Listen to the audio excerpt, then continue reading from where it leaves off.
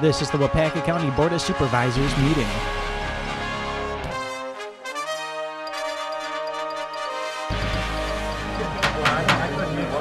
We could all take our seats, please.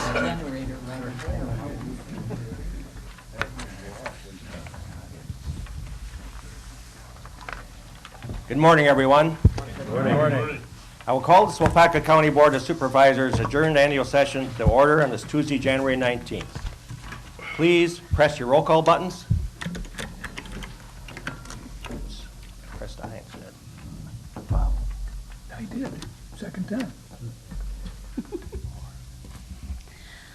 Roll call shows 24 members present, 3 excused.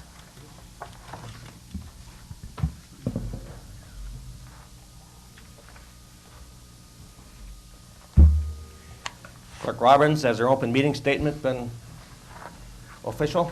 Yes, after posted and sent to press. Thank you. As we stand for a moment of silent meditation again this morning, please remember Connie Albert. She's making some improvement and able to communicate with the UW Extension office.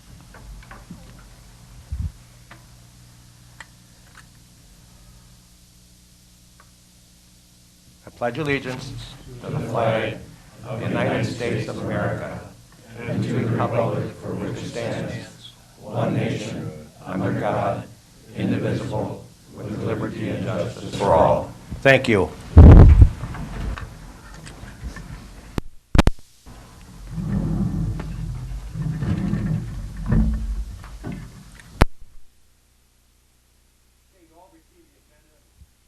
Your mail. Is there a motion for approval? There is an amended copy on your desk. There is a 9C was changed, just a small change. We had to change an appointment out for the Owls Board, so that's the only revised, but it was posted and sent to the media. Is there a motion by Mr. Zog for the approval of the amended agenda? Is there a second? Second by Mr. Sorensen. Any questions regarding the amended agenda? Please vote.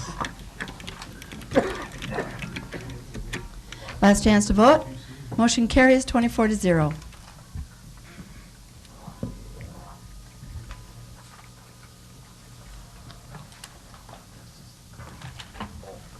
Likewise, you've all read the minutes that were sent to you of the previous meeting. There's a motion by Supervisor Peterson and a second by Supervisor Jonley. Any questions regarding the minutes of the past meeting? Seeing none, please vote. Last chance to vote. Motion carries 24-0.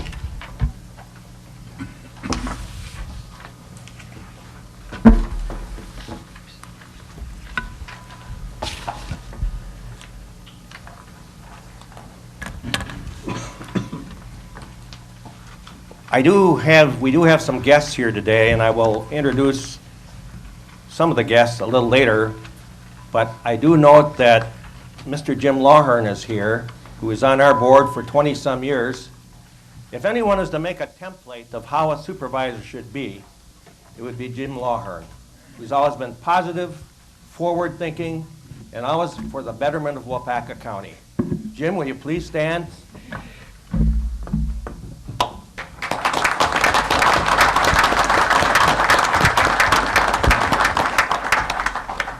Thank you very much.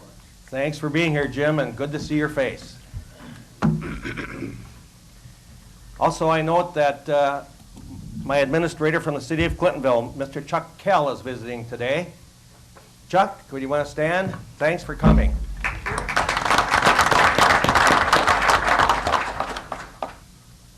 And I have some other guests that I'll introduce a little later. I do have my best friend here, Gary Olson, from used to be Stevens Point, now Mosinee. He's my golf partner that gets in my pocket weekly. Gary?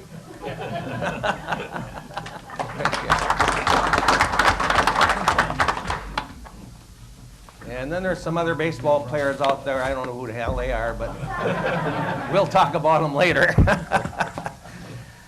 We'll go on to ordinances and amendments to the General Court of Ordinance. A is Chapter 45, Comprehensive Plan Map of the Town of Matson, Agriculture, Farmland Preservation to just agriculture, and Chapter 34, Z-001-16.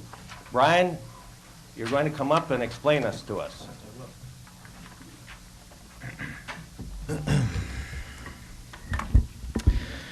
This one here is in the town of Matson. This particular property is currently within the farm preservation area, and they need to get out to allow for them to sell some pieces of their property. Worked with the town of Matson on this, and they agreed that it made sense to take them out of farm pres. What we're actually doing here is we're going from ag retention to AWT to increase their development rights, because they need to create some more lots so that it's easier to sell.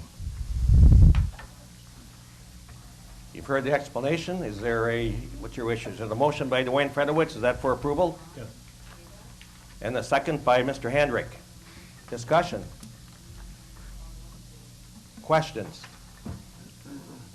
Please vote.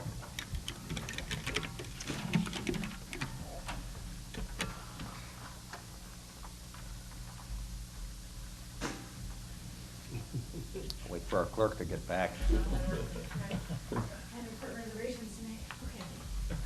Last chance to vote. Motion carries 24-0.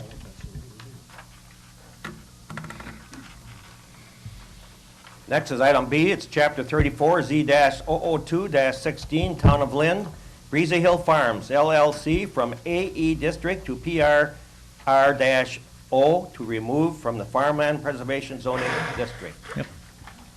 This one here is a property that a farm had purchased in the town of Lind, and there's an 8-acre parcel that's on there that they don't want. There's an existing house on it, so what they're doing is they're splitting off that 8 acres and they're selling that out separate, and they're keeping the tillable property for their own. So this is the classic farm preservation situation. They're using development rights to create non-farm development, and it's required to then rezone to rural residential overlay. There's a motion by Mr. Kussman for approval. Is there a second? There's a second by Mr. Penny. Is there discussion? Any questions? Seeing none, please vote. Last chance to vote. Motion carries 24-0. Thank you, Ryan.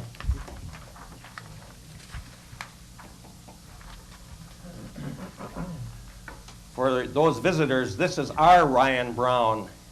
The Brewers have theirs, but we have ours. He may be a better hitter in Milwaukee, but he can't keep up to this guy on the golf course. Next, we go to resolutions. Resolution number 35, 2015-2016, opposition to SB 326AB 429, affecting child welfare practice.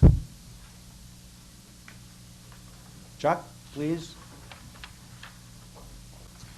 Thank you. Good morning, everyone. So this resolution is probably more of a statement resolution in that the legislator, Senator Coles, has drafted some language and authored a bill to look at child welfare referrals. Excuse me. And so with this particular bill, both SB 329 and AB 326 and 429, they'd be looking at any referral that comes into the department would have to be screened in, so we'd have to go out and do an investigation with law enforcement as language stands at this point. And so right now, how that stands is probably at least half of the referrals that come in to our department do not meet the statutory definition of what abuse and neglect are. And so we effectively call those screened out decisions. And there is some preventative work that we can do with some of those cases, but there's no law enforcement involvement at that point. So you have to meet certain thresholds in order to intervene in somebody's life from a governmental standpoint. And so knowing that if the language would go through as is, we would have to increase our staff by at least 2 staff, I would imagine, to meet the demands of the cases coming in that we don't address right now. So that impacts our department, but it also impacts law enforcement. And I think Sheriff could attest to that as well, that having his folks go out on every case that comes through, it just wouldn't be physically possible to do at this point, given just pure human resource and manpower. So we're putting this through from our Health and Human Services Committee as a opposition to the bill. I'm Vice President of the Wisconsin County Human Service Association. The association is also in opposition to this as well. I was able to testify on their behalf to this bill as well.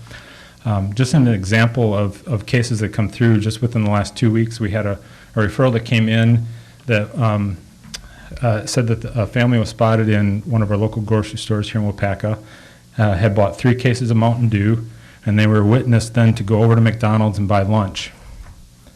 And that was not nutritionally sound lunch or drinks that the family was giving to their children. And so that would be an example of something that we would have to send one of our staff out with law enforcement along as well to investigate that piece. And that just is, how do you prioritize then what is the important pieces? And so I would ask that we support this resolution. Is it a motion for approval by Mr. Gerald Murphy? And a second by Mary Kay Pullman. Discussions or questions for Chuck? Mr. Fedorowicz. Just a question, Chuck. Evidently, when somebody introduced legislation, there was some intent to make some good out of it. So, Right. So what part is the good part that should come out of it? Well, so we've talked about that, and so it was introduced, and what's interesting is it was introduced with nobody talking to Department of Children and Families or any counties that do the program. And so the first time that any of those things were brought up was at the Senate hearing. And so the good in it is that I think our systems can always be improved, and we can always have better relationships with our law enforcement. And I think we've got a great working relationship with our local law enforcement here in Waupaca, but I think some of the larger jurisdictions, that's not so much the case. And so the emphasis on relationship building between the systems, between the partners, I think is a good thing. We've encouraged, there's already statutory language around memorandums of understanding with local law enforcement and the departments. So we've encouraged to look at that existing piece already and tighten up the language on that. And so I think there's good in that we have to pay attention to what we're doing to our, to better our work. But in terms of kind of way over expanding what we're doing, I think has been kind of the indirect negative of this.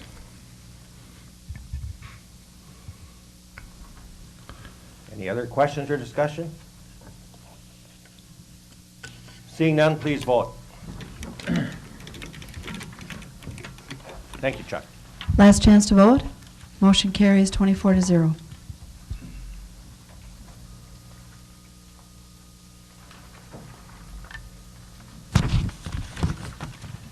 Next, we'll go on to resolution number 36, 2015-2016, adoption of the Wisconsin Healthy Lakes Implementation Plan.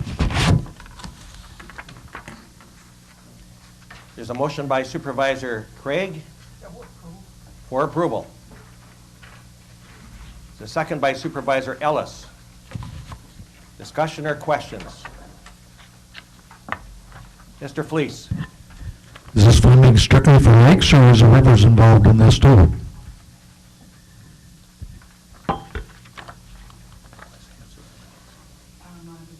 Mr. Holman, he's got the answer for us. This is set up for lakes. Any other questions? Please vote. Last chance to vote. Motion carries 24-0.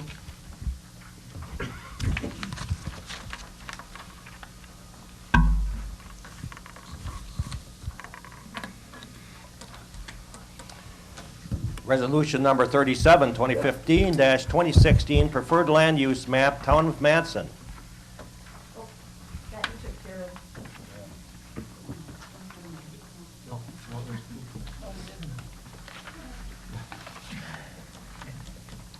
There's a motion by Mr. Fedorowicz for approval.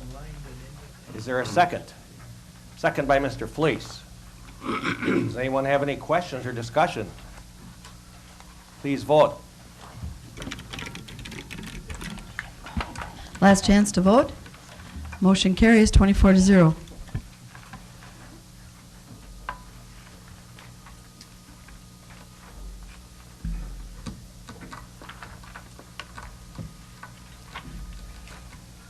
Item D is resolution number 38, 2015-2016 bicycle accommodation for County Road J Bridge, Town of Wyoming.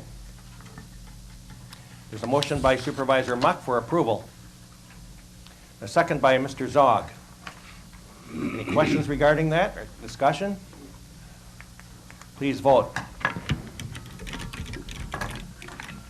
Last chance to vote. Motion carries 24-0.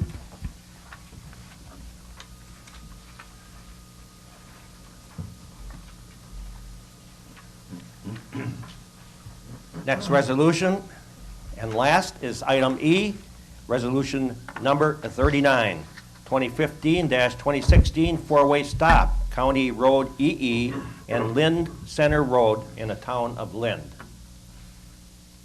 So motion by Mr. Johnson, a second by Mr. Jonley for approval. Any discussion or comments? Please vote. Last chance to vote. Motion carries 24-0.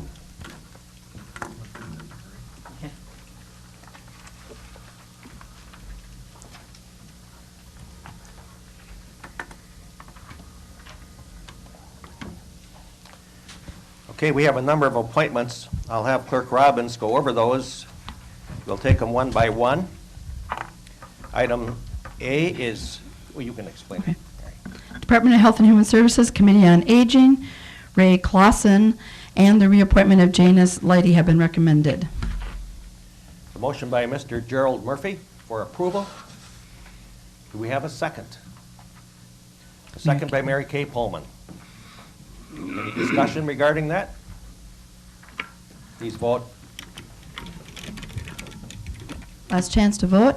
Motion carries 24-0.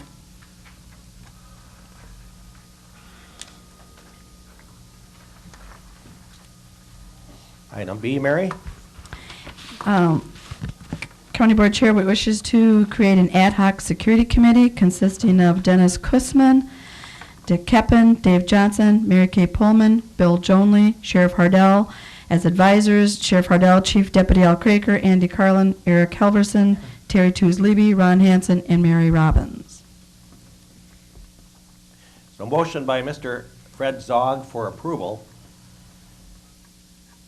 Do we have a second by Mr. Muck? Any questions regarding that ad hoc committee?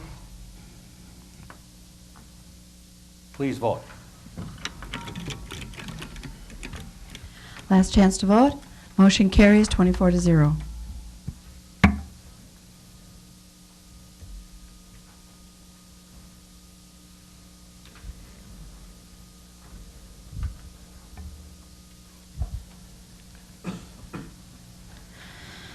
This is the amended one, Outagamie Waupaca Library System. Jerry Brown could not serve, so he asked them to find someone else, and Diane Forsyth has volunteered to fill the vacancy created by Eunice Lawrence. A motion by Mr. Ellis for approval. A second by Mr. Rowan.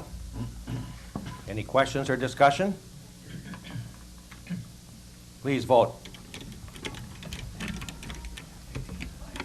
Last chance to vote. Motion carries 24-0.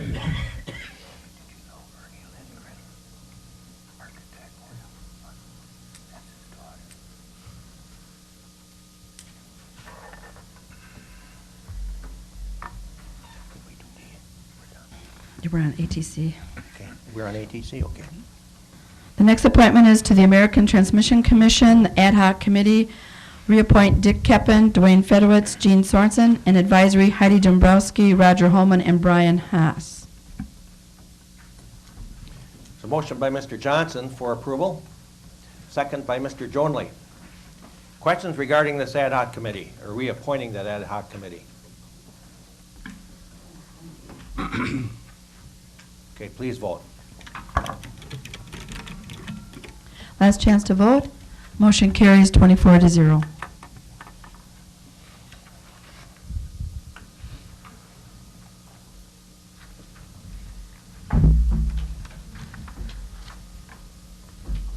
Okay, now we go on to reports. We're going to call forth our Veteran Service Officer, Mr. Jesse Cuff.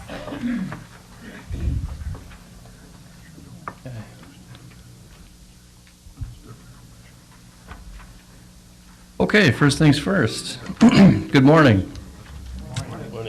It's a blessing and my pleasure to be speaking to everyone today as the Waupaca County Veteran Service Officer. It's important that these times are set aside so that I can share with you some of what our office has been doing and accomplished from year to year. Working to meet the needs of our county's near 5,000 veterans is both humbling and rewarding. Today I'd like to share with you our written report and a brief presentation. Specifically, I'll draw your attention to the written report on page 2.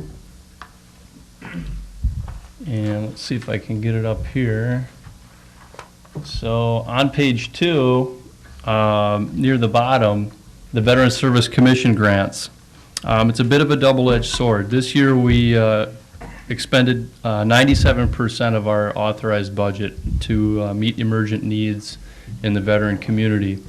We're proud, we're honored, we're happy to service the needs of veterans in our community, but the need is great, unfortunately. Moving forward in the report, and as you can see, actually, before I move on, 15 approved applications, majority of which were for utility assistance.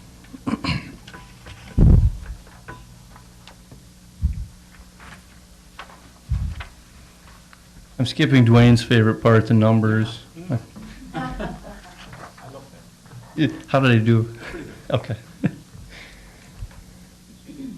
And to page 4. Talking a little bit about some of the outreach efforts that we did and some of our events.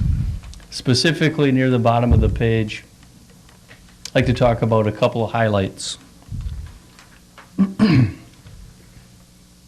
Last year in 2015, we began using a new veterans claims software package called VetraSpec. We work closely with our IS department and the VetraSpec team to bring this new technology to our staff of 3, and we've been very pleased with the outcome. It's assisted us, it's upgraded our storage, claims processing, and the ability to efficiently work through these claims with our veterans. Additionally, we started a Facebook page, which we'll be looking at in a moment, and the idea is to lay some groundwork, some foundation with our digital community and reach out to folks in an ongoing way as a one-stop shop for folks to be able to go and not only learn about some of the outreach events that we have planned, but also take a look at the chronology of what we have been doing. And again, showcase what other folks in the veteran community are doing, specifically like, for example, the Marion Veteran Memorial. Our office, in collaboration with several other veteran-centric organizations, held 2 very important outreach events. One in January, we held a benefit fair for veterans of Waupaca County, where we brought in a vast number of resources and held basically an open house with tables set up with information so that veterans could really see the type of support that they can tap into in Waupaca County. It was well attended, and we look forward to doing that on an every other year basis going forward. We had an excellent interaction with the Waupaca Rec Center, and they donated the space for us to be able to park that many vehicles and house that many resources in one area for an extended period of time, and we're really appreciative of that support that they lent us. Then in October, we partnered with several different agencies within the community, specifically in the emergency response and criminal justice environment. We talked about PTSD, which is post-traumatic stress disorder, bringing awareness to that issue, and the criminal justice response to veterans in crisis, which is an emerging issue not only in the law enforcement community, but also in the veteran community. So we were happy to partner with the federal VA as well as nonprofit Center for Suicide Awareness out of the Fox Valley, and a couple other presenters to come together and really talk about this issue, and then also spread some information to our criminal justice community so that they can have an informed response to veterans in crisis. And it was, again, very well attended. The support was phenomenal. And it sounds like we left people hungry for some more information, so we'll be looking at opportunities to continue that conversation. I'd be remiss if I didn't mention as well that we worked with the UW Extension closely, specifically Sandy Liang and Jessica Beckendorf. And we couldn't have rounded out that program, that event, without their assistance. In the packet, you'll see the PTSD infographic after the, I believe it's before the TAPS listing. And that kind of details some information about PTSD and some information about the event. And it was put together by Jessica. She did a great job. Sandy crunched a lot of the numbers, compiled a lot of the information after the event itself, and really helped us to gain some more insight and help us to form some good decisions excuse me, moving forward. So thanks to UW Extension for that.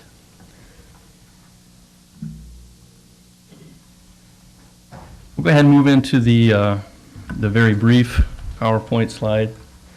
Our office reaches out to, educates, assists, advises, partners with, works with the veteran community to service their needs in terms of benefits and services. Just a smattering of some of the benefits and services that we assist veterans and connect veterans to are up on the board there, kind of broken down by federal, state, and local benefits. Many of you may have seen some of the ADRC articles, again, showing our collaboration with some of the other departments. We put out a ADRC article every quarter, and we try to showcase a benefit and explain it a little more thoroughly, but then we always invite folks to come and see us, because navigating the landscape of the veterans benefit environment can be a little bit daunting, and we're certainly there to help out and do the best we can to meet the needs of the veterans here. A note on our structure, of course. That is how our office is structured in our reporting structure. The Veterans Benefit Administration and the VA and the state and our office and how that structure works. Again, it can be a little bit confusing. I'll give you a perfect for instance, and this is a great opportunity to maybe provide a little bit of education. A lot of times it gets very confusing when we're talking local benefits versus state benefits versus federal benefits. And I'll give you a perfect for example. Out at the Wisconsin Veterans Home at King, one of 3 veterans homes in the state, that is a state-run Wisconsin Department of Veterans Affairs. Not to be confused with the federal VA, which happens quite frequently. So just a point of a particular note there. I'd like to take us out to the Facebook page, if I can. Show you some pictures and give you a real feel for what some of the outreach events and some of the things that our office is involved in. It's easy for me to sit up here and give you a lot of words about what we did, but I think it's a lot more impactful if I could show you some pictures.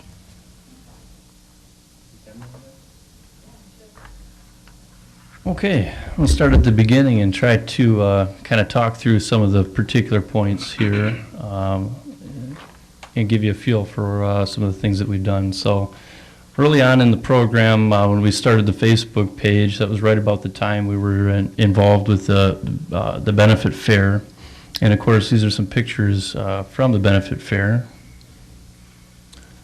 We met with the DAV that they came up out of Milwaukee, the Vet Center out of Green Bay, and right here, some of you will recognize this gentleman. This Dr. Greg Asgard. He works for the Vet Center, and he's the psychologist that services our area, and I met with a lot of folks, specifically with the property committee, and we set up some office space for Mr. Asgard, or Dr. Asgard, to work with veterans on an every other week basis.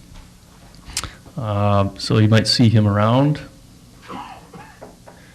Of course, Mr. Gazer, one of our commissioners, Cindy and Julie. Of course, of note, with Cindy and Julie, they both celebrated their 28th employment anniversary this year with Waupaca County. So we're really blessed to have that kind of institutional knowledge supporting me and the veterans in the community.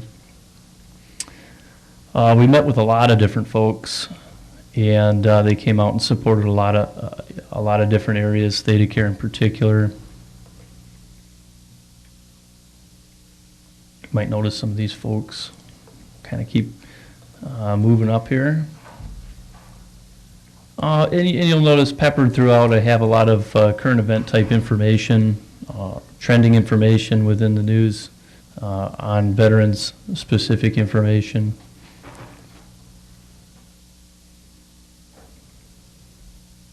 This year we also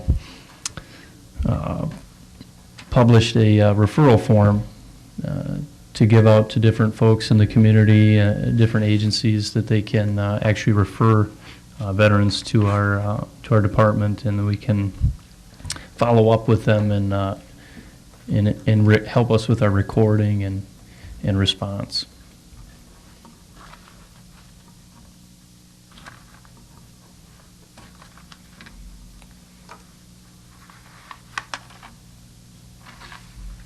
A lot of the content that we get for the website, we get from friends and from people in the community that send me information or send me videos regarding veterans specific information, and we're happy to share that. I think we'll come to a nice picture of the Iola Veteran Memorial that was taken one evening and sent to me, and we put it up, and I think overnight it had about 1,000 views. So we're happy to take information from the community that way, share it with other veterans and other individuals, and help raise awareness.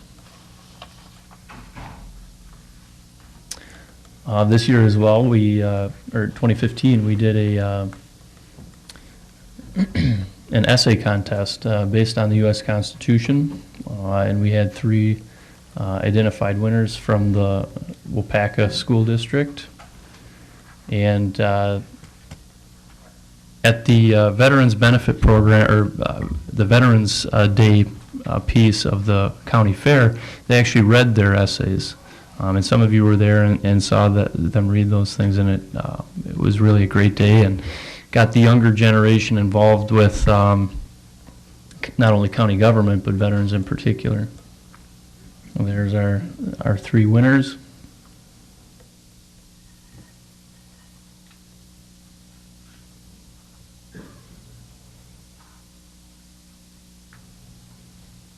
Participated up in Clintonville in the Owls program. The public libraries had Every Hero Has a Story for their summer program, and we were invited up to Clintonville to read a couple stories and talk with the participants about veterans and service. And there's the picture of the Iola Memorial one evening. And of course, the memorial at Marion. We'll show a couple pictures of that. It was just a great attended event. Several hundred people showed up that day and really supported the great work that was going on up there.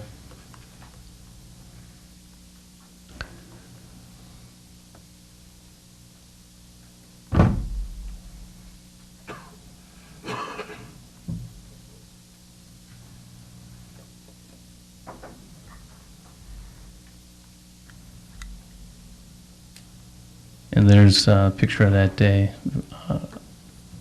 the dedication ceremony for the Marion Memorial.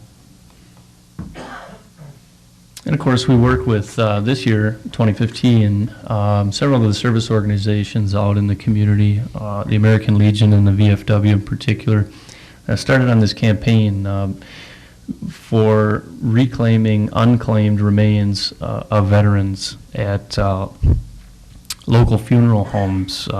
Some cremated remains had been identified at several different locations, and then that concept kind of spread throughout the country through those organizations and led those different organizations to look into our local area, in which we did find a few unclaimed veteran remains, and to my knowledge, that process is still ongoing. It may be complete, but the idea is identify those remains and give proper internment to them.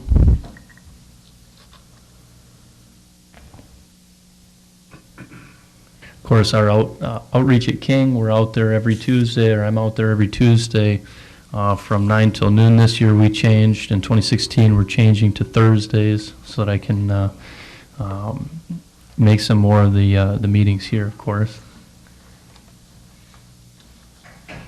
The Millers, a lot of folks might know the Millers and the Pumpkin Patch out there. They always do a great spread and honor the veterans through carvings. If you can see, all the branches are identified and American flag with some soldiers there.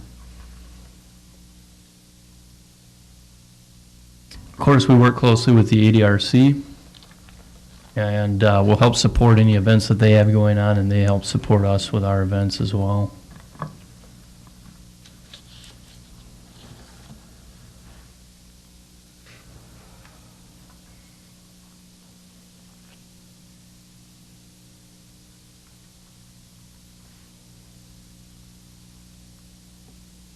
Interesting article here talking about the different levels, troop levels throughout the world. In Afghanistan, we still have about 9,500 to 9,800 troops. Iraq, there are several thousand troops remaining. So we are very much still engaged in the global altercations.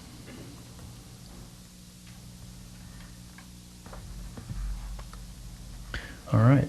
Any questions on the Facebook page? Okay.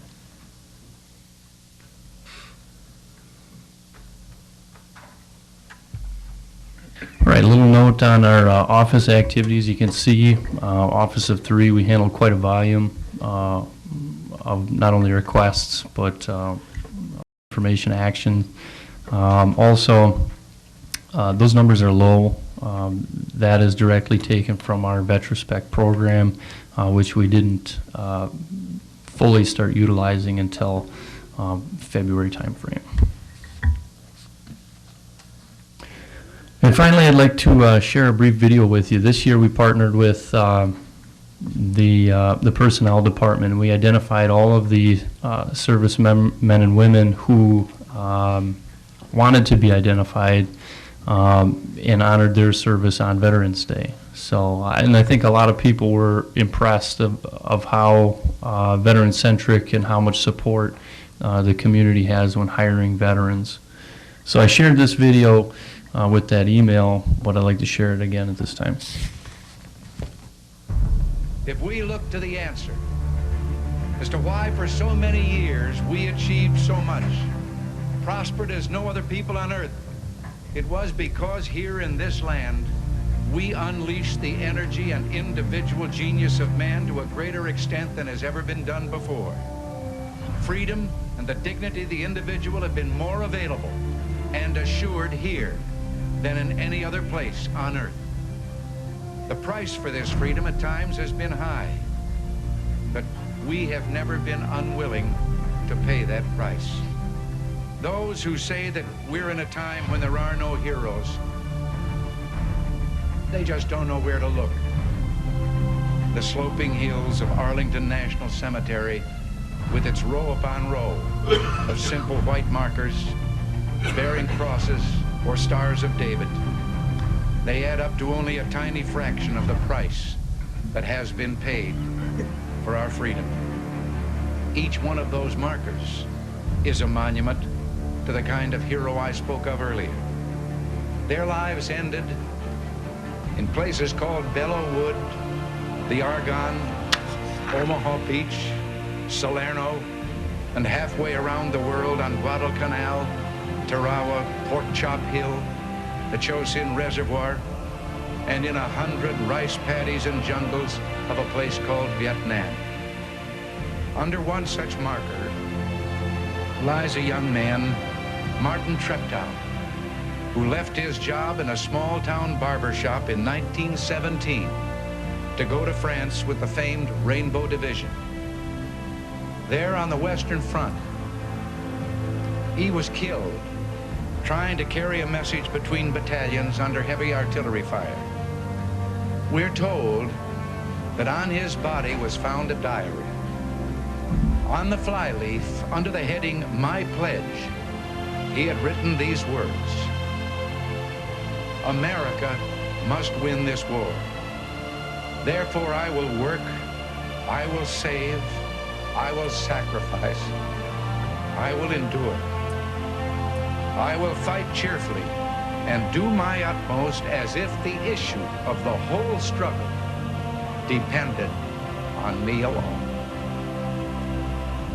We must realize that no arsenal or no weapon in the arsenals of the world is so formidable as the will and moral courage of free men and women. It is a weapon our adversaries in today's world do not have. It is a weapon that we as Americans do have. Let that be understood by those who practice terrorism and prey upon their neighbors. As for the enemies of freedom, those who are potential adversaries, they will be reminded that peace is the highest aspiration of the American people. We will negotiate for it, sacrifice for it. We will not surrender for it now or ever. We are Americans.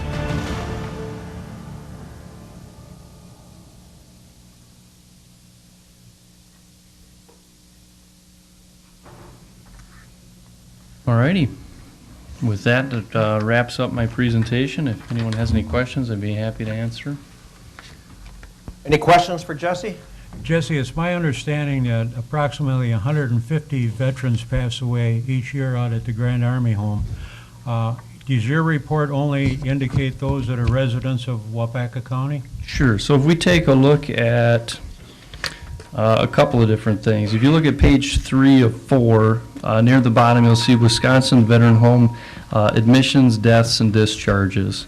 So, the Veterans Home admitted 244 and either discharged due to death or just simply leaving 253. So that's the first part of the question there. So that's kind of the turnover we see at King. As far as TAPS is concerned, that only that will only deal with veterans from Waupaca County and interned in Waupaca County. Any other questions for Jesse? Thank you very much, Jesse. Thank you very much. That last bit was profound. Nice job.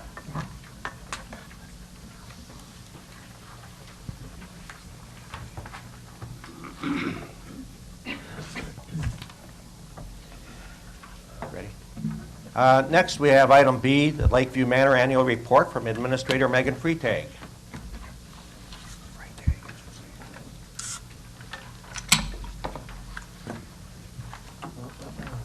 Good morning. Good morning.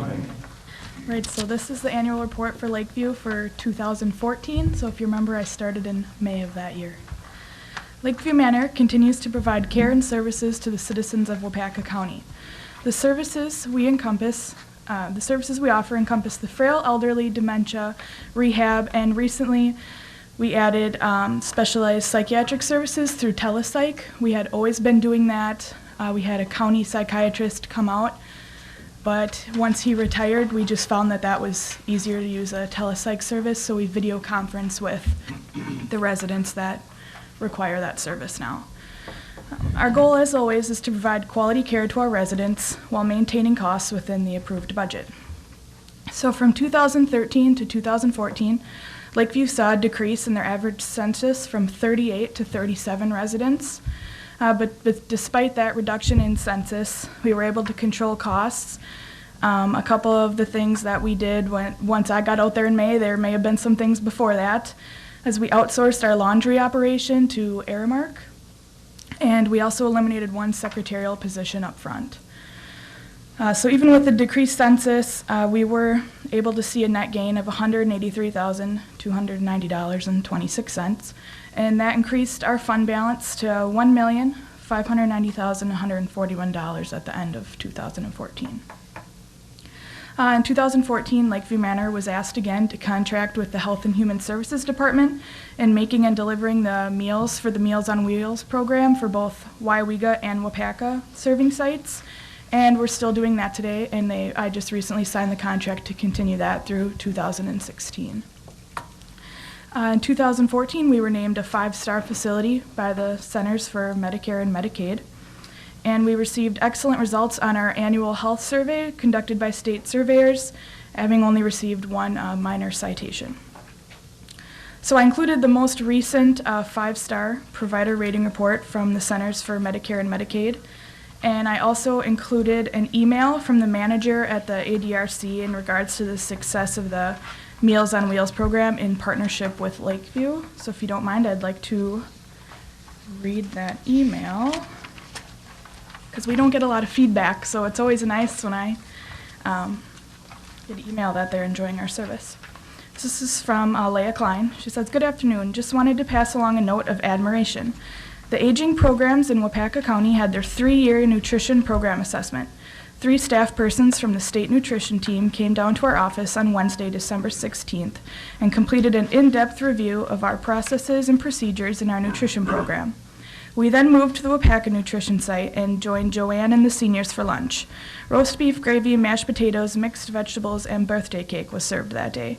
One of the state nutrition staff said it was the best meal they've had at a dining site since they started the 3-year assessments at all Wisconsin counties, and we were the very last county to be assessed."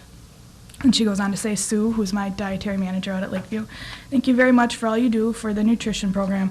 The seniors love the food, and we really appreciate your hard work and dedication to making nutritious meals for our seniors. Thank you again, and please pass along to your fellow dietary staff."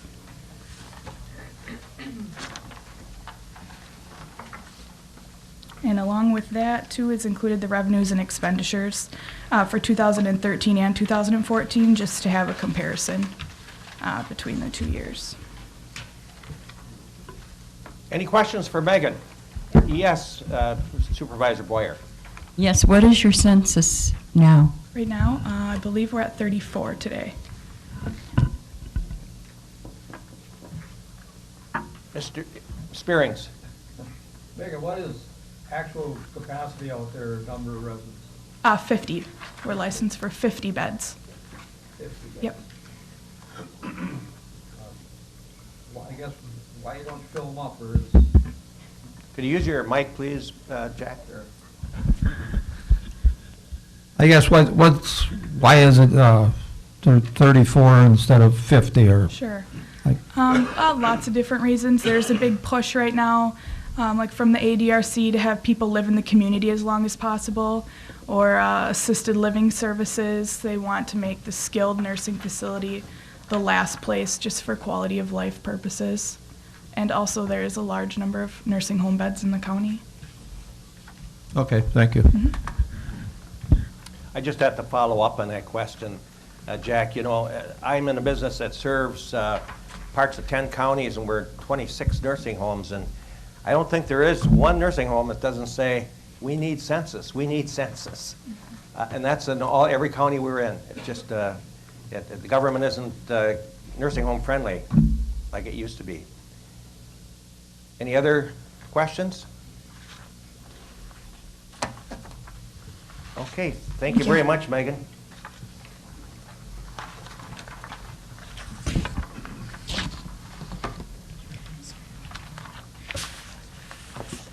Okay, we'll go on to the UW Extension Impact Report by Penny Tank, the 4-H Youth Development and Co-Chair. Good morning, Penny. Good morning. The supervisors, I put a copy of our Extension Impact Report on your desks, and there are more on the back table with the other materials. I do thank you for allowing me to be on the agenda this morning, just to briefly highlight some of the things included in our report. We do this 3 times a year, usually. And I actually just wanted to start out first this morning just with a thank you from me and our office, following up on Chair Keppen's comment this morning about Connie Abert from our office. It has been about 8 months almost since her car accident, and she is living with her daughter and son-in-law currently in St. Louis.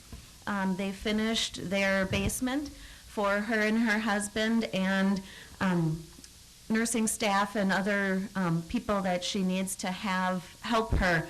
And the family is very pleased with the care and the continued therapy that she's getting in St. Louis.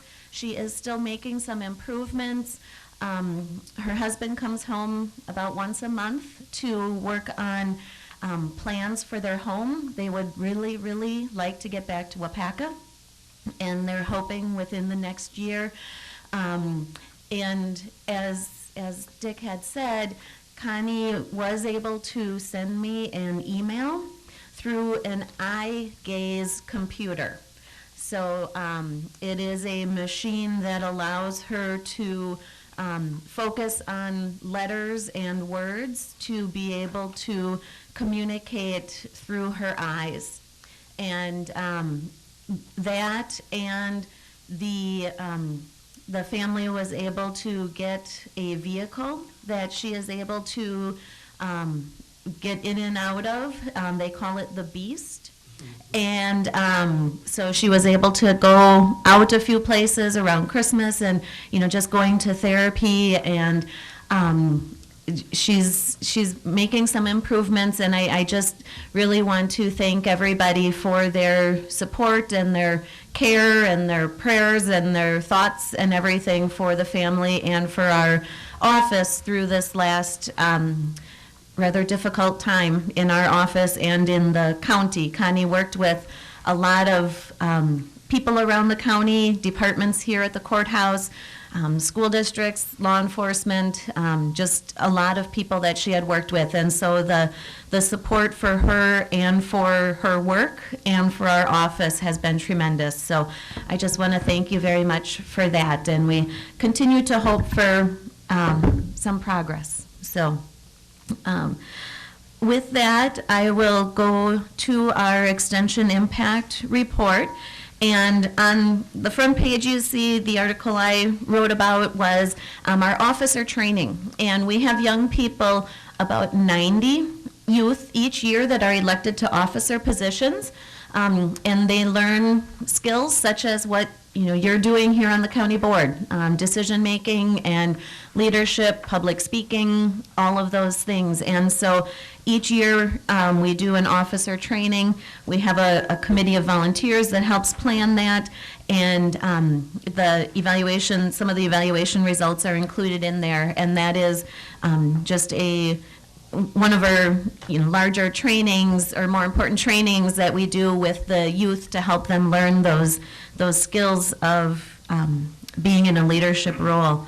On the inside of our report, Sandy has been working quite a bit with financial education, and she has a number of partners around Waupaca and around the county, and also some of our state specialists that she has been working with in the area of financial education, which is something that did come up as a priority when Sandy was hired through the meetings that we had held to prioritize topics. Financial resources and education was one of the top ones. The article below that, you can see from Greg that we do have a diverse agriculture in our county, and this article is about him working with a family in Waupaca building a winery.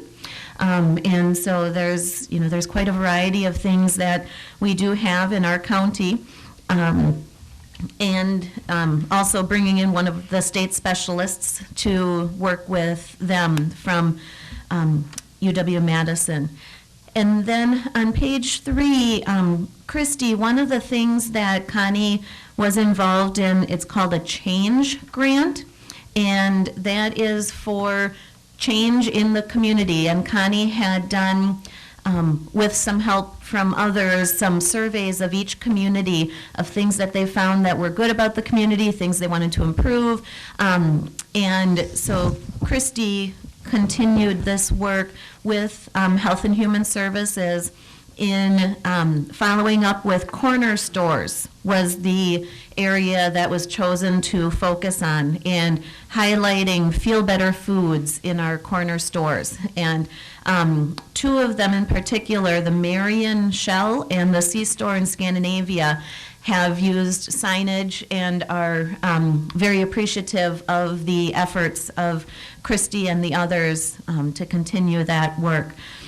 And below that, we do have a new employee in our office. Kelly Hammond is our new WNEP educator. That is federal funding, so that was not something that is through our county budget. And actually the funding for that position, so she works with Christy Bilefus. Christy is our coordinator and educator, and then we were able to hire an educator. And there's a good and bad that goes with that, or unfortunate.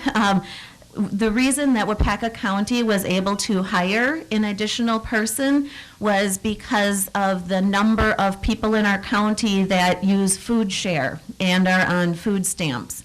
And so our county received more funding where some counties were cut and had to cut positions. And so that's how our office was able to hire Kelly. She's 80% during the school year and will be doing lessons in 2nd, 4th, and 5th grades in schools that qualify. And then she's 50% during the summer, and also working with meal sites and other things that will be expanding.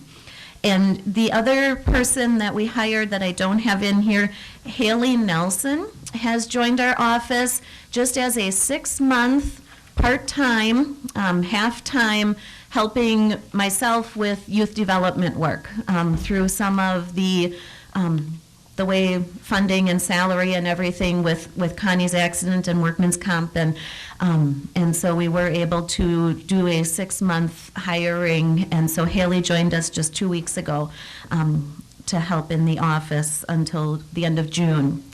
And then the last thing I wanted to just touch on the back page, Jessica Beckendorf is working with our leadership, Waupaca County. And that we took a year off, and then this year started up again. And they did just recently have a trip to Madison last week, is the state government session. And she just really appreciated the help of Representative Kevin Peterson and his staff to set up speakers that they had in Madison. And then they also went to the Essen House, and Bob Worm, who's from New London, who owns the Essen House down there, spoke with the group about the business and everything, and being from the county. So that's always a nice connection to make them down there as well. So I thank you very much, and if anybody has any questions, I'd be happy to try to answer them. Okay, thank you.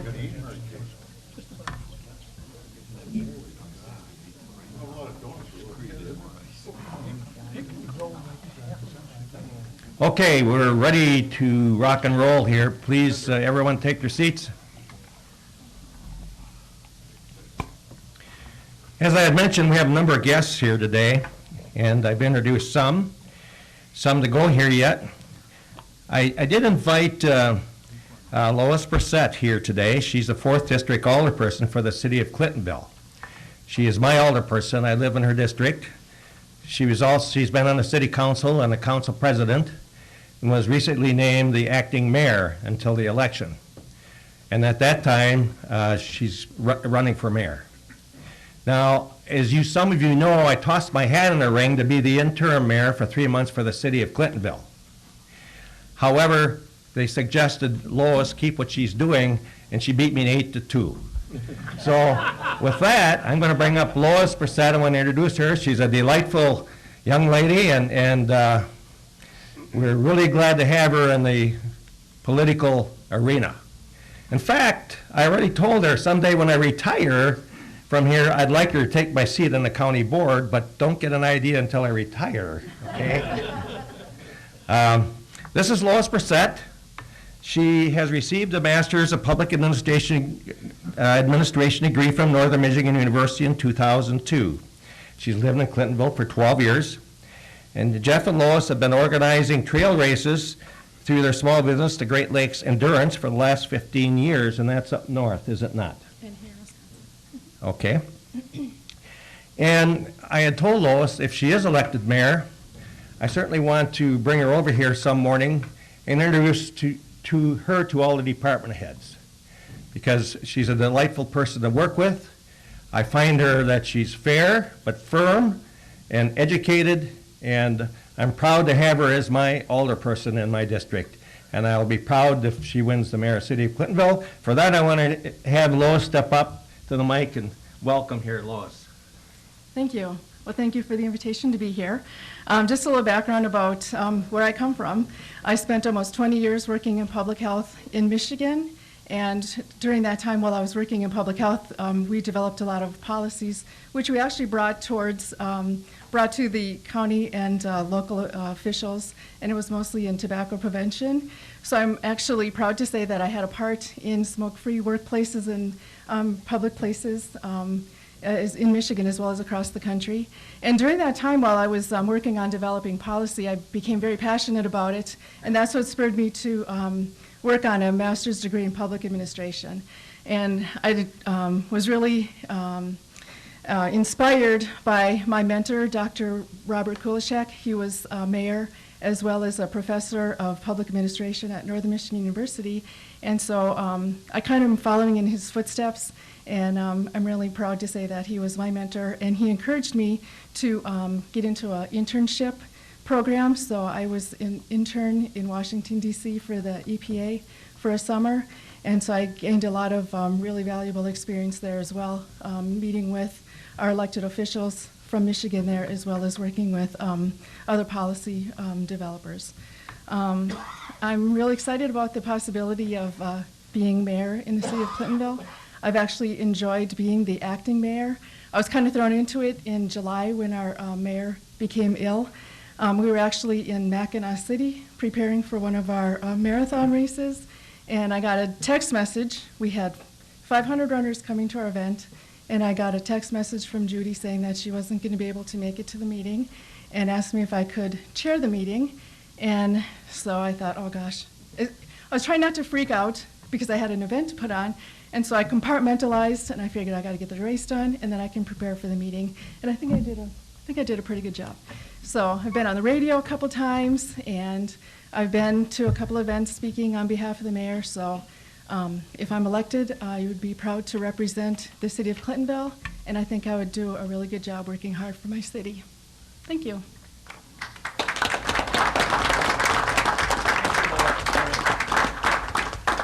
I think she forgot to mention that she's also the graduate of the Leadership Waupaca County class. Did I greet you that morning when you were in your class or not? And you're still here. Wow, that's good. One save. Okay. Last year I stood here with a heavy heart. We just passed our 2015 budget. And you know, when you go through a $76 or $77 million budget, you have to have it balanced, and you worry about the next year because you project. And I have to say we're lucky we have a great chairman of our finance committee member, Dwayne Fredowitz, a former professional banker that said he'd never give me a loan and didn't, and that's why he's smart.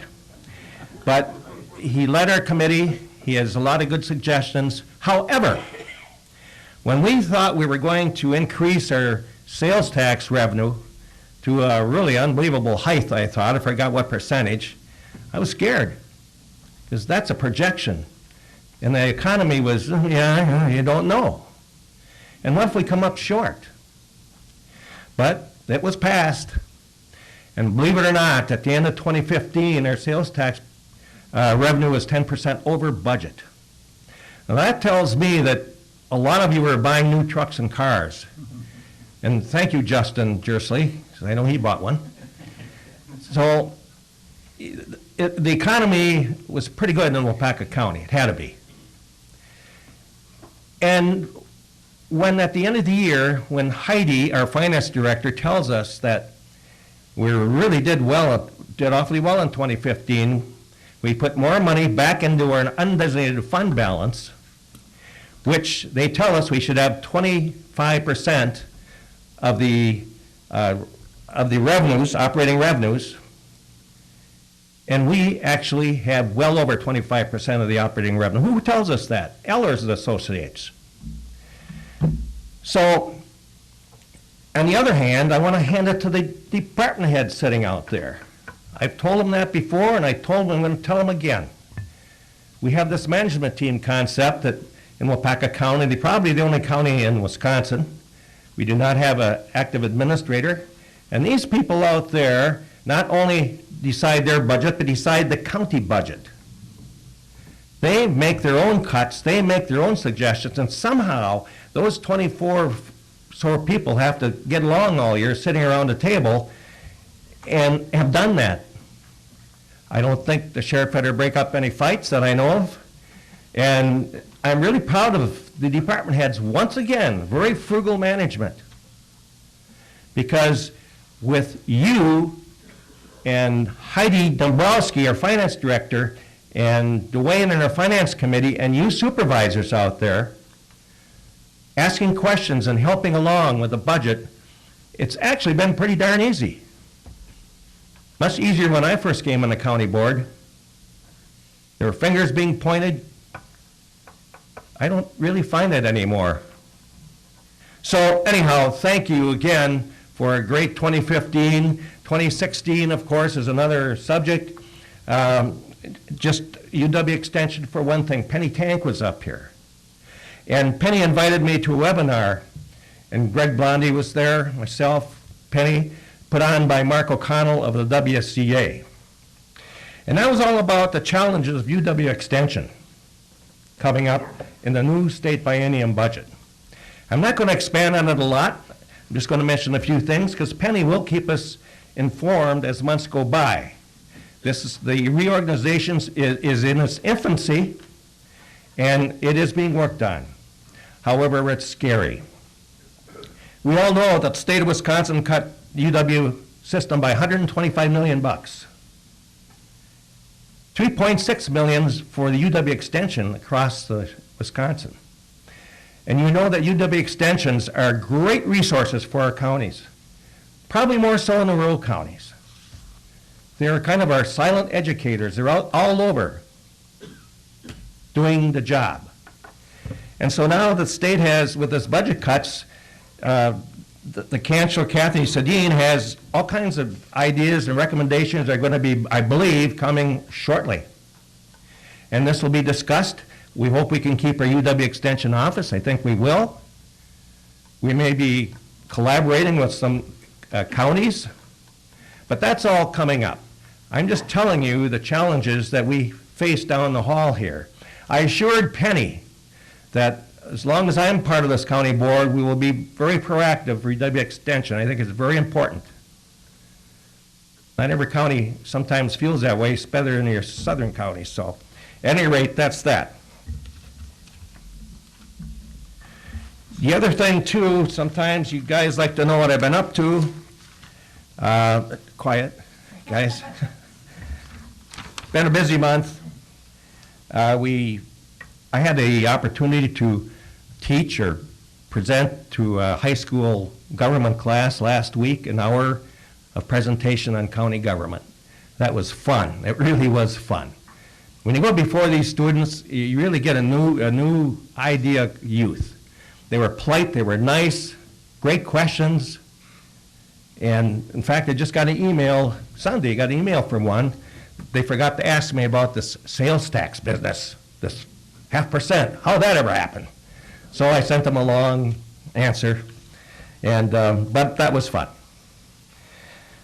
So, and then, of course, at East Central Wisconsin Regional Planning sessions in the Executive Committee and also the Transportation Committee.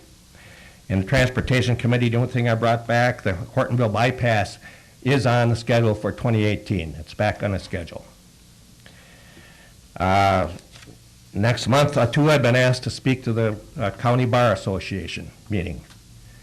And I suppose their questions will be a bit more difficult than the students. Maybe not. Maybe not? Are you going to be there? Depends. I'll be wearing those, yes.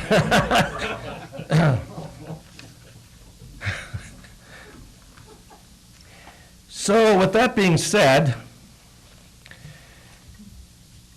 you know, Waupaca County has been graced with great athletic families. They really have. And great athletes. Of course, I've been very familiar with one family in Clintonville that's made a big part of my life. Taught me some valuable lessons. He, in fact, I come to meet Don Jersley when I was just out of high school, and he asked me to play with the A's. And soon after, I was running the Library Hills to get my legs in shape. In fact, when I went in to get my hip replaced, the doctor said, "Did you ever run any hills a lot?" Yeah, I said, I did. Of course, I think his son Mike had some knee surgery too, and he's blaming it on his dad too when he was playing with the A's when he was 16, maybe 15. I have to say a few things about Don. We'll get to the main speaker down the road here, because we got a good lot of stuff to pull on him. You know, Don Jersley has a stadium named after him at Clintonville. It used to be W. Olin Park. It's Don Jersley Field now. And he really is the guru of sports in Clintonville. His accomplishments, of course, are many. In fact, there's a picture of him at the University of Kentucky. And how did he get there? Well, that was after scoring 7 touchdowns against New London Bulldogs. Oh, how long do I have to hear that? And he had a sore ankle at the time. Wow, what have we done with 2 good ankles? For 20 years I've been hearing this. 20 years? Well, anyhow, and Don actually went in the service and played on the service team. And another thing, the veteran service officer still here. This guy is, Obama should know about him because he flew over to Korea. He was in Korea one day and the war ended. One day. He got in the wrong field. He got in the bakery business. Well, at any rate, Don has been a great mentor to me through life, Don and Mary and the family, and I think has made me a better person in many different ways. Except he didn't teach me how to keep my mouth shut at times. Next, I would like to introduce Justin Jersley, who is Mike's son and Don's grandson. Justin, if you'd like to come up here and say a couple things, you can explain things better than I can. Justin, of course, was an all-conference athlete and everything, and he played at UW Stevens Point all 4 years, did you? 3. 3. 1 year at Oshkosh. 1 year at Oshkosh, okay. You had to bring that up. Yeah, you didn't like the Oshkosh coach? My uncle? But anyhow, he was very successful, and he signed a free agent contract with the Chicago White Sox. And hit very well in the minors. And in fact, last year in spring training, he actually got to be in the White Sox lineup, in a big league lineup. And he surprised his dad, who was going to take the lineup out for the Kansas City Royals, the home plate. They sent Justin to take their lineup out and meet his dad at home plate. And he didn't know that, did he? I don't think so. No. which was really a neat experience. So anyhow, and Justin will tell you that he's been recently named, or what, even last year, named the hitting coach in the White Sox organization. So say a few words, Justin. Good morning. First off, thanks for having us over today. This is really cool. Besides having to listen to him all morning, but just kidding. No, thanks a lot for having us. Yeah, this year I was playing in AA in Birmingham, Alabama with the White Sox, and one of my bosses came up and said, we got a hitting coach job available. One of our hitting coaches at the time had to have back surgery, so he was going to be done for the year. He said, it's yours if you want it. If not, you can keep playing. And I looked at him, I said, playing? You guys put me in the lineup once every week. I said, I don't consider this playing. No. So I called my agent, sitting right here, my dad, he was my agent. And, you know, he helped me along and obviously let me make my own decision, but came to the conclusion that it was the best thing for me in my career to further develop in minor league baseball, to start coaching. Fortunate to do it at a young age, and, you know, I wake up every day and get to put a baseball uniform on for my job. So I'm very lucky and consider myself very fortunate to you know, grow up with two great mentors here sitting with me today that have taught me a lot about not only sports but life, and try to be a true gentleman. And yeah, so I'm very fortunate for what I do, and God has blessed me tremendously. So thanks a lot for having us today. Thank you, Justin.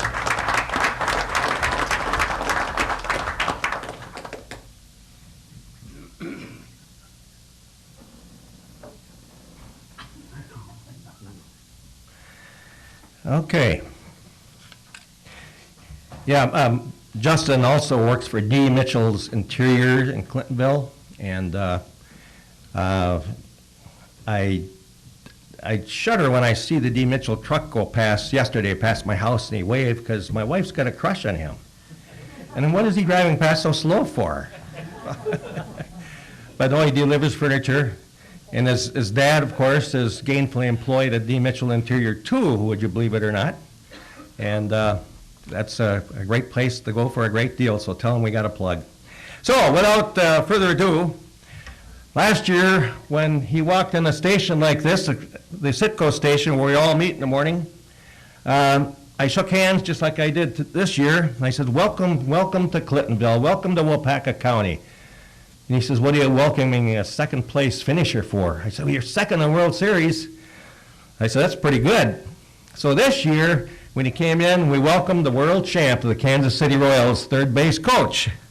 So when he sat down with us, he says, you know, I think I told you this story. You know, I heard you were in a hospital, Dick. I said, well, no, I was there for a procedure. A procedure. I said, yes, they had to stop my heart and make me die for a little bit and start my heart again. And he said, why did they do that? I said, because of an irregular heartbeat. No, why did they start your heart again?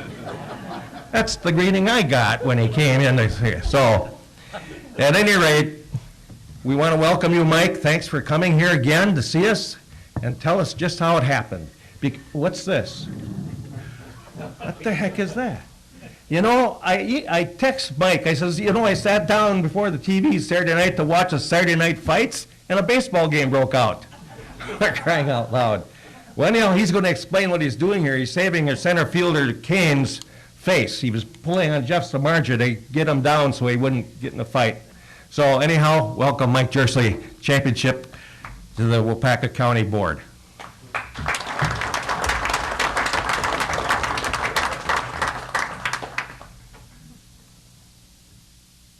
Good, thanks. Thank you. Dick, you're lucky. I was going to get all over you today, but the WIAA called me and said I couldn't.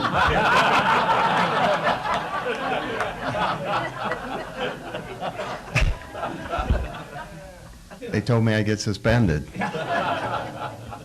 But anyway, you know, I appreciate everything you guys do out here, and girls. I know there's some ladies out here too, and you know, you got a tough job, and you're in one of those no-win situations. A lot of times, whatever you decide, one side says yes, the other side says no, and it's a tough job, and it even makes it tougher when you got it kept and running it too. So, no, but truly, it's a tough job, and appreciate everything you guys do for the county. You're doing a great job. Just keep it up, and hopefully, with the new mayor, possibly, hopefully Clinton will get turned around a little bit too, because we're all right anyway.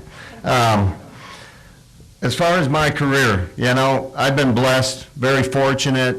And I talked last year, and I don't want to repeat myself, so I'll make it real quick because I know you've been sitting here a long time. But last year we finished second, and coming into spring training this year, the players wanted to set goals, and I think it's something that I always try when I'm talking to kids at camps and whatnot, try to get across to them that you need to set your goals. And when you set those goals, no matter how hard you work, it doesn't guarantee you're going to reach that goal.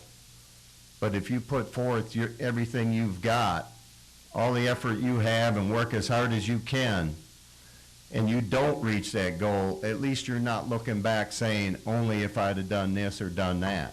And that's one thing I really try to stress to the kids, and that's one thing this year at spring training, our guys decided, after losing, last year to the Giants, and I still made the right call. I was supposed to hold Gordon on that one too.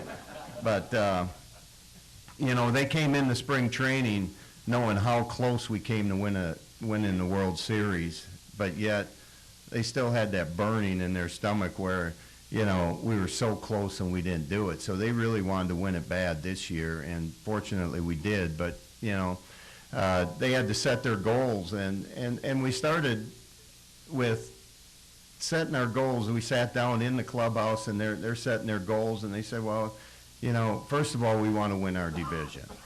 Well, we ended up winning our division. Second of all, we wanted to have the best record in the American League, because if you have the best record in the American League, it's just like football, you have home field advantage. So you get that one extra game if it goes to the elimination game, you have that extra game at home. So we ended up barely doing that. So, they were pretty excited about that. And then it was to win the American League, which we ended up winning the American League. We were really lucky. And then, of course, going into the World Series, we're going to win the World Series this year. And they said all these at spring training. And, the crew we have is a lot like Dick was talking about everybody out here is, it takes everybody to get the job done. And the good thing about our club is we don't depend on one guy to do all the work. We don't depend on Ryan Braun to drive in all the runs. And I mean, I'm not ripping on Milwaukee because, heck, half of Milwaukee won the World Series last year.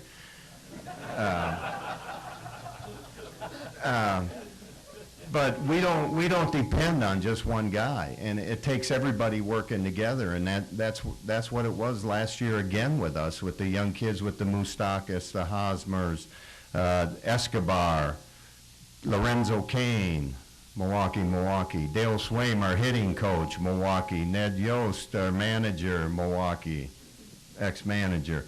But it takes everybody as a group to get the job done, and that's one thing that these guys understood, and they all worked hard. And if somebody wasn't working hard, they weren't afraid to get on them and let them know that that's not the way we play the game.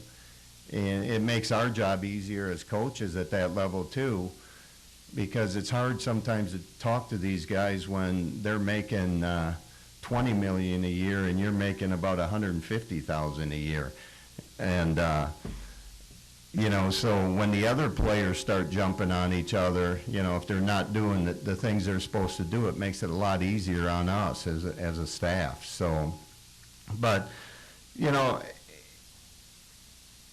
in life, I think you have to be that way, as far as the goals. When you're working on a team, you can't be afraid to speak up if somebody's not doing their part. And I think today, a lot of times, in high school on the teams, kids are afraid to speak up because all of a sudden you've got other kids, you getting mad at you, or parents getting mad at you because you talk that way to their kid. I know when I played in high school, there were a lot of guys I cussed out during a game, and they were on our own team. But it was for good reason. It's because they weren't hustling on defense or, whatever. And I think back then you could do those things and get away with it, but today you can't do that as much. But when you get into the professional level, you're able to do that because those guys are making a lot of money. I wish I could make some of that money, but no, I've been very fortunate. One thing I wanted to quick cover too, as far as the playoffs this year, everything was pretty much the same. I know I talked to you last year about us going through the playoffs and into the World Series. Kansas City did about the same thing as far as the front office. They flew immediate family on the flights wherever we went. Justin was there with me along with my wife Sherry, so they were able to fly everywhere we went during the playoffs, and which makes it real nice as a family, and that's the way our organization is. It's really family orientated, and come to the playoffs, immediate family fly along on the planes with you on the charter flights, so it makes it a lot easier on us because we know our family's taken care of. And then along with that, Major League Baseball has officials that are in each city that are overseeing the families and the family buses when they're back and forth to the stadium. So they've got good security too. So you're able to relax and just go out and do your job. Like I said, they flew that. By the time we got to the World Series, they ended up taking 2 jets to New York when we went to New York, and one was with the immediate family and the players, and then all front office staff was able to hop on a jet, and they flew all them out there. So they spent a lot of money, for us getting into the playoffs. It was a lot of fun. For me, it's not as much fun as everybody else watching, because I've got a job to do. My job consists of, a lot of people probably don't even know that. They think I just coach third base, but I take care of the infield. So I spend a lot of time on video, studying other hitters. And when you see the infielders, when we play the shifts and things like that, that's my job. I've got to do that. So when we run a shift and the ball's a left-handed pole hitter, and he hits the ball through the left side, and I got everybody on the right side, I'm the one everybody looks at. So, but I do a lot of studying on video before series. I have to watch guys that are bunters, when they'll bunt, what counts they'll bunt. So I go through all the guys that have bunted during the course of the season, and I have to know that, because it's amazing how some of these guys will get in patterns where they'll bunt with nobody out, no strikes, but as soon as they get a strike, they won't bunt.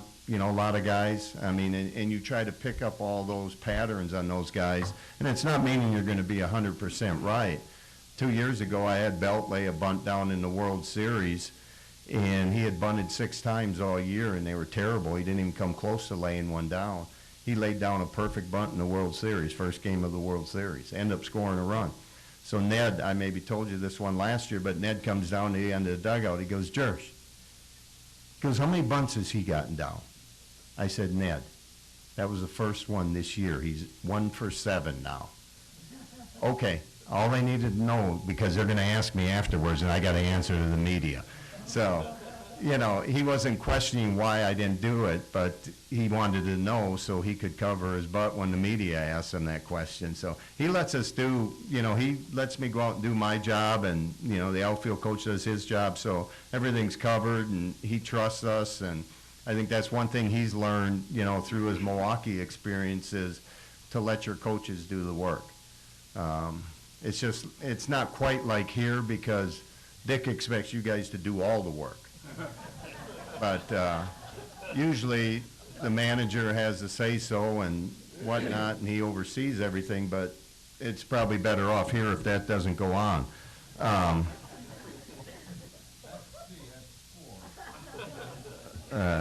But along with the bunting, then I also have to watch outfielders' arms, because when I coach third base, I've got to know each guy, and infielders, I have to know their arm strength. So I'll watch throws from all the outfielders, and I'm talking every series. So I'm watching, you know, how they throw it, how strong their arm is, how accurate their arm is, and, you know, sometimes if they go right or left, their accuracy's way off. You know, if they're coming straight in, they're right on line. So you pick those things up, because I know a lot of people think I just stand over there and flip a coin when a guy comes around whether to send him or not, but that's not the situation. So along with, you got to know the infielder's arms, because sometimes you'll have a second baseman that doesn't have a real strong arm, so when he's out there as a cutoff man, and you got a runner coming into third base and rounding third base, and he's going to catch the ball, and he has to relay it to home, you can go ahead and take a chance, or you can send him, because you know this guy doesn't have a strong arm and it's not real accurate. So you'll tend to take chances with those certain situations. So, you know, those are all things I have to do as a coach. It's not just coaching third base. And it's a lot of fun. I enjoy it. I still enjoy it. Of course, it's always fun when you're on top. But myself, I don't feel any different than I did 10 years ago. You know, I've got a job to do. We go out and we try to win series. And, yeah, we won the World Series. But now we're looking at, you know, 2016, we got to try to win again, and that makes it tough. We were sitting, I'm about done, Dick, so we were sitting in the clubhouse that last series against New York, and I'm looking at my video and stuff, and Dayton Moore, he's our general manager, sits down next to me and says, Mike, what do you think if we get so-and-so next year? You know, he's already thinking about 2016, and I looked at him, I go, Dayton, I'm trying to get ready for the Mets. We need to beat these guys before we worry about, he goes, Jersh, I got to start worrying about next year right now. So, you know, those guys are already thinking down the road.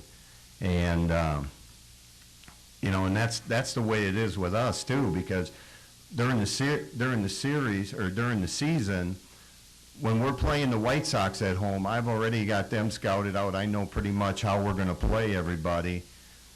But yet you still make changes during the course of that series. But after that first day, I'm already studying on the next club coming into town. So I'm already looking at, you know, if we're playing the Tigers, I'm already looking at the White Sox, and we're still playing the Tigers for 2 more days. You know, along with going back and reviewing a little bit each day on the Tigers. So, you know, it's like a never-ending thing during the season where you're just constantly going. I end up going to the ballpark 11, 12 o'clock latest every day, and of course that's for a 7 o'clock game. So spend a lot of time there, end up getting back home, back to the apartment probably about midnight. So they're long days, and it gets to be a long season when you play 162 games, along with that last month in the playoffs. It's well worth it, but it's a long time. It takes a month out of my vacation. It's pretty good paid vacation, though. Yeah. But I've been fortunate, so that's about all I have. I know, you know, I don't want to repeat things I told you last year, and it was an exciting year this year, and, you know, we did meet our goals. But, again, you got to remember when you set your goals, doesn't mean no matter how hard you work that you're always going to reach those goals. And I think that's one thing kids really have to learn, and parents. It reminds me, Mike, mentioned the winning run of the series. You had told me personally, you had an idea what the right fielder, if it goes to him and the opposing team, what he does. He doesn't hit the cutoff. He went to second base. You already knew that. And tell that little experience, who that was. You just told it, Dick. I didn't mention any names. This was maybe with the A's back when you were 17 years old. Well, we were playing Toronto to get into the World Series, and we had a play where a ball was hit to right field, and I had Kendrys Morales coming into third base, And Bautista cut the ball off and threw the ball all the way into second. Well, Kendris can't run real good, so, I had to stop him right there at third base. And after that game, I went in and I told Dayton Moore, our general manager, and the other coaches, I said, we're going to get Bautista. I hope we get a chance, because if we have somebody that can run a little bit and he picks that ball up and he throws it to second base, I'm going to just keep sending the guy. I'm going to wheel him, and we're going to end up scoring on it. Well, it just so happened in the the sixth game of the series against them, and if we win, we go to the World Series. Eighth inning, Bautista comes up. We're up 3-0. Bautista comes up, hits a 3-run home run to tie the game. And we work so hard to get those 3 runs, I'm thinking, oh, man, are we going to be able to score another run? So Kane ends up leading off the inning with a walk. And then Eric Hosmer, our first baseman, comes up and hits a ball right down the right field line. Not a rocket, but a ball down the right field line where the right fielder is going to cut across and cut it off. But it's deep enough to where he can't take that ball and throw it all the way home. Well, he's thinking, okay, there's a runner on first. I'm going to stop this guy from getting a double, because we can turn a double play then. We'll keep the double playing situation. And I'm thinking he's going to do it. He's going to do it right here. And I got Lorenzo Cain coming in who can fly. And he's coming hard, and I give him all the credit in the world, because he's a guy that just kept running hard until I stopped him. And sure enough, he's just coming in the third, almost to the bag, and I see Bautista cut the ball off, hit the wall, spin, and I see him turn and throw to second base. So I just kept spinning and kept wheeling him, and he just kept going, and he ended up scoring the go-ahead run. We ended up winning that game. But that's a play where, when you're a third base coach, that's what you dream of, those plays, because you're waiting for that to happen, where you have guys like that can run and you get the perfect hit. Those down the line like that, those are just plays that are just natural, that the first thing you're thinking in the back of your head is, we got a chance to score this guy here. And now you wait and see how it all plays out, and if he makes that long throw, you send him. So it wasn't, to me, anything big, but that's my job. I got to recognize those things and go ahead and send guys in those situations. Any questions for Mike? I have one. Yes. Is that your championship ring? This is our last year second place one. It's our American League championship ring. Have you gotten the one from? No, we'll get it, and I don't know what they're going to do this year, because we're supposed to usually get it the first series of the regular season, first home series, but we're playing the Mets this year to open up. So I don't think it would be real nice if we did that, but I don't know what they're going to do. So I wouldn't do it, but you never know what they're going to do. Boy, did I hear all the moaning every morning about all the taxes you got to pay in this ring. That's the second place ring. I hate to hear what you're going to say next year. Yeah. Oh, Ned sent a group code out to the coaches the other day, about a week ago, and he said, fellas, he goes, I just saw our new rings. He goes, you might want to hire a bodyguard if you go out in public with them. So it's funny, because he talks about the taxes, and you get taxed for everything in the big leagues. I mean, I get taxed in cities I go to and whatnot. For those 3 games when we were in New York last year, I got taxed $6,000 just for playing 3 games out there. And I don't make any money compared to what the players do. But because it was part of our share check and things like that, they take New York and New York City take taxes out of it.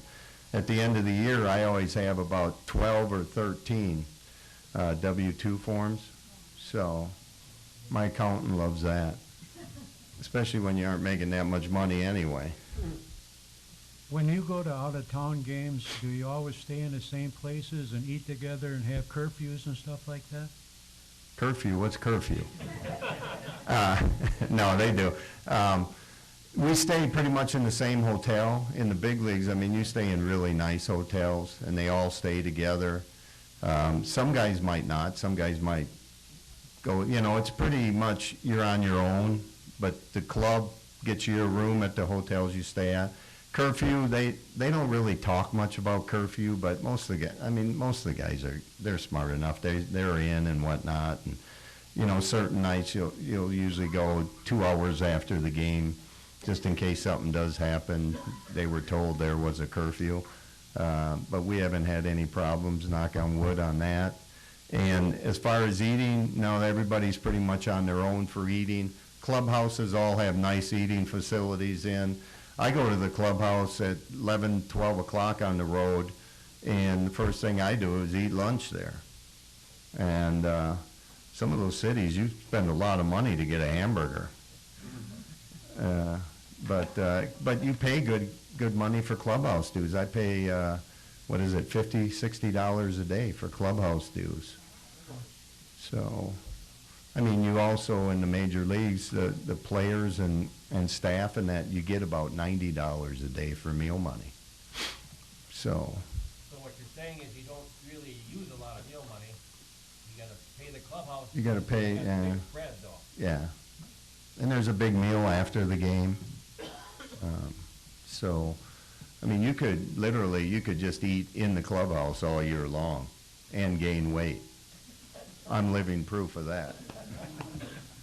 I did hurt my knee last year in that fight that he was showing up there earlier. Samardzija was trying to get at Kane, and Kane's yelling at him, and I turn around and I'm telling Kane to shut his mouth. I said, we don't need you suspended. We need you in the lineup. I said, just be quiet, be quiet. And he started cussing Samardzija out, and Samardzija's popping off to him, and I turn around and look, and here's Samardzija coming full speed at Kane, and I'm in between Kane and Samardzija. So I just try to stop him. Well, he hits me full speed, and I wasn't ready for it. And I start going back, and then I grab a hold of him. Thank God I grabbed a hold of him, or I'd have hit the ground really hard. But then I ended up getting him down, though. I'm pretty proud of that. And he would have got hit because there were two guys right here already locked and loaded to drill him as soon as he got to Kane. In fact, once I pulled him down, I think it was this guy right over here on this side, Eddie Volquez, took a swing and just missed Samardzija's head, and I ended up tripping him. But I ended up pulling him and then sticking my legs out, and I think that's when I tore my meniscus twice. So I had to put up with that the rest of the season. It was killing me. So he ended up going down, and then after I came in, the players are going, holy balls, did you hit the ground, Josh? I said, go back and look at it, see if I didn't make the tackle or not.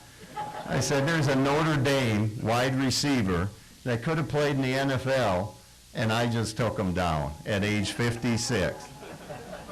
And the funny thing is I'm on the ground, and of course, where he goes down, everybody just starts jumping on top. And I'm laying in the bottom of the pile, and I got the White Sox center fielder, Adam Eaton, and Beckham, the utility guy, on top of me, and they're just telling me, just lay there, Jersh, lay down, just lay there.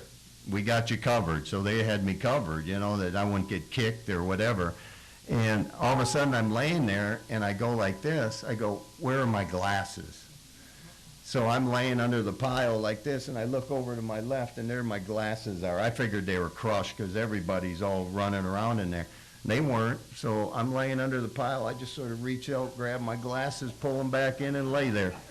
And then when the dust cleared, those guys pulled me up, and I left. But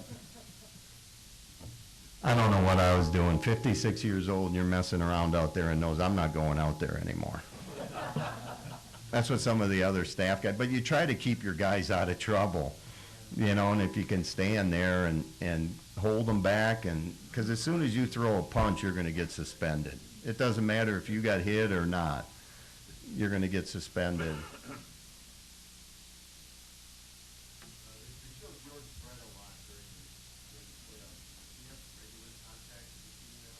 Yeah, he's still making a lot more money than me with the club.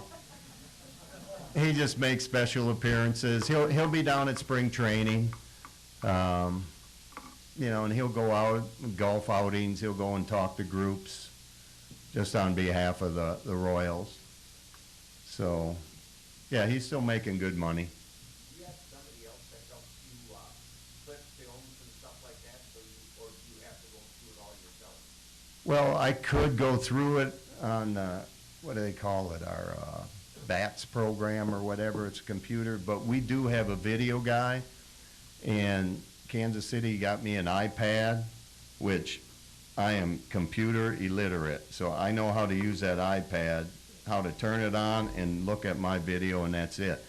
But he'll load up that every series, or before the series, and load up all the information I need. He'll do all the outfielders' arms, the bunts, and infield ground balls that those guys have hit, like their last 25, 30. You don't have to go through it one by one? No.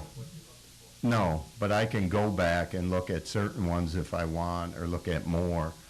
And if I want to, after a game, go in and look at a play or something, I can go back in there into the computer room and pull that play up immediately and look at what they did wrong.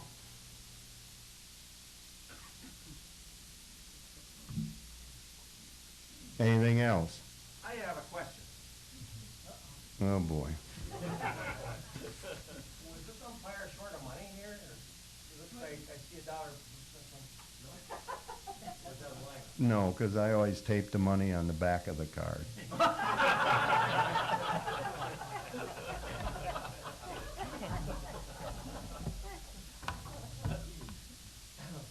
It's funny, though, you go up there to the home plate, and I take lineups up all the time, and it's the different personalities you meet, you know, with these umpires. There's a lot of them that are real good guys, and then there's other guys, I think, I don't know if that's Jeff Nelson, one of those is, well, I shouldn't say his name, but him and I had a lot of problems in the minor leagues.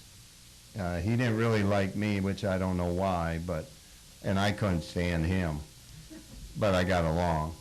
But to this day, he's still not friendly to me at all up there. And then most of these guys, I mean, as long as I spent in the minor leagues, I bet you 50% of the umpires that are up there I cross paths with down in the minor leagues, and they all remember me from down there. And, of course, they got there a lot quicker. I'm a little slower. But, you know, they're nice guys. A lot of them are real nice guys. And I don't know. You don't have the arguing like you used to, you know, with the umpires anymore with that instant replay. You don't see any of the good old-fashioned manager going out screaming at the umpire, which is good, but also slows the game way down, too. Do you believe in the replay, or? I do. I think sometimes, you know, you look at the play at second base on the tag play where a guy slides in and hits the bag, and then he comes off the bag that much, and then they call him out. You know, it's like, I don't know. You go back and look, I mean, there would have been so many more guys thrown out because somehow, some way, they're going to come off the bag a little bit, and that's why we teach our infielders, you put the tag on them and you leave that glove right on them. Because we have an instant replay guy that's in our computer room that's going over that play immediately, and then the manager quick steps up and says, hey, wait a minute, I want to check this. And they'll watch it and watch it and watch it. And, I mean, they might come off the bag that much. And if that guy's got the glove on him, he's out. Whereas, to me, I mean, if the guy got to the bag and stayed there pretty much, he shouldn't be out. You know, if he's sliding to avoid the bag and the tag and then comes off the bag, okay. But that's the way it is. But it can help you. I mean, there's certain plays where, especially home runs, where you can't see real good where it hits. They should worry more about check swings because that's the most missed call in baseball. The check swing, most inconsistent.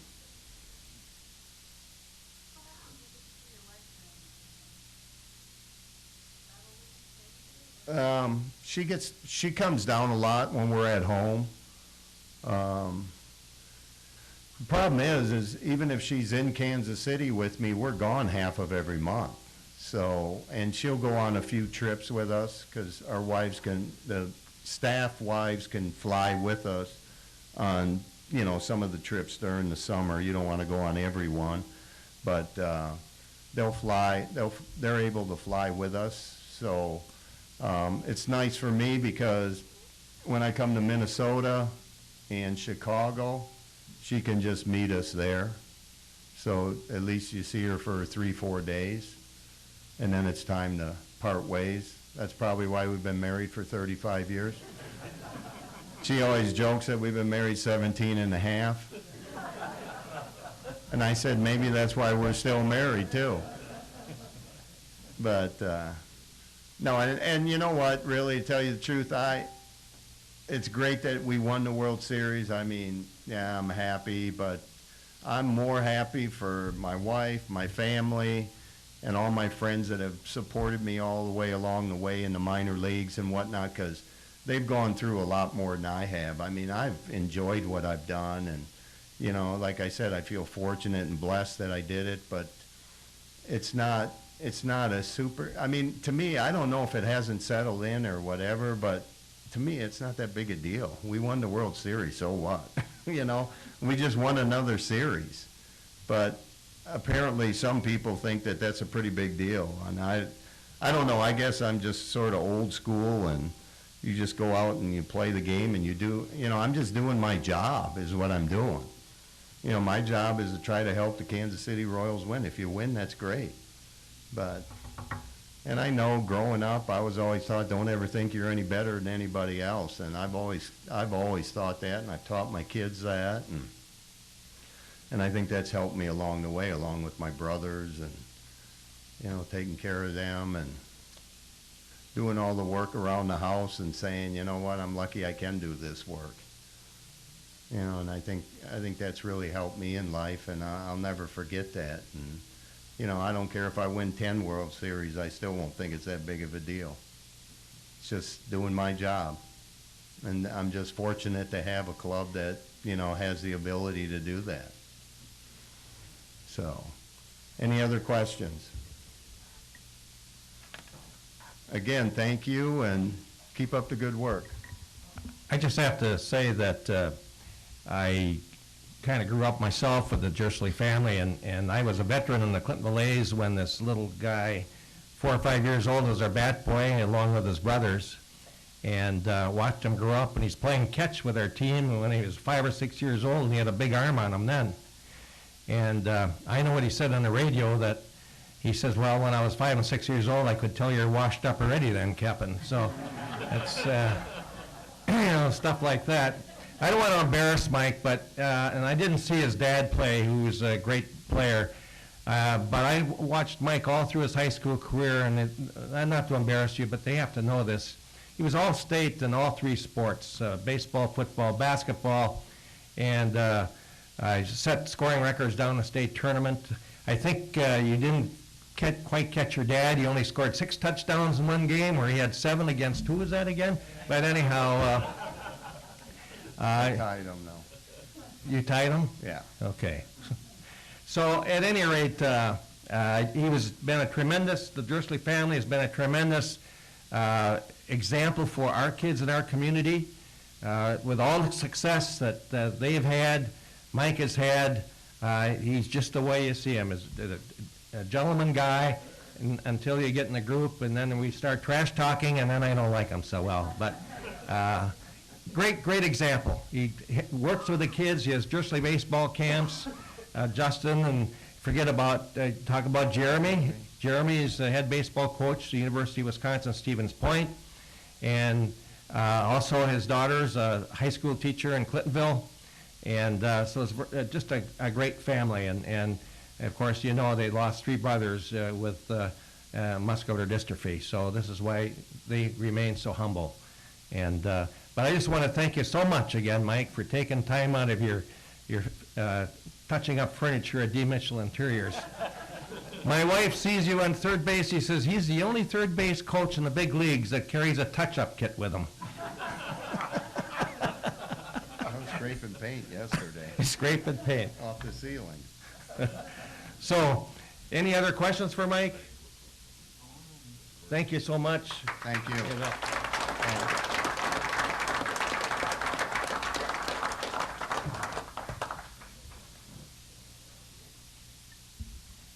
just a quick finish to that, seeing Dave Peterson back there.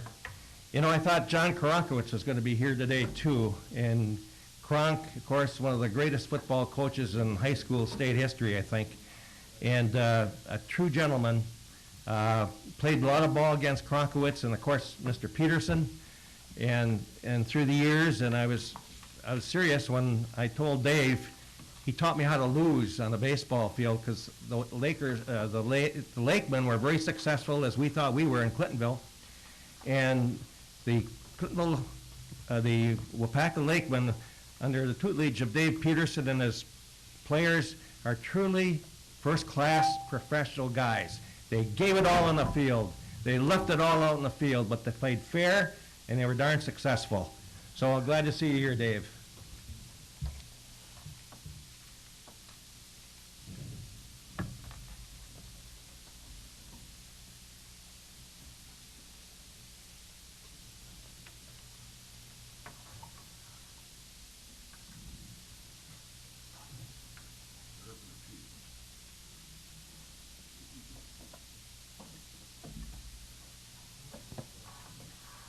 Again, Dave, why did you knock me down that time? Okay, where are we here?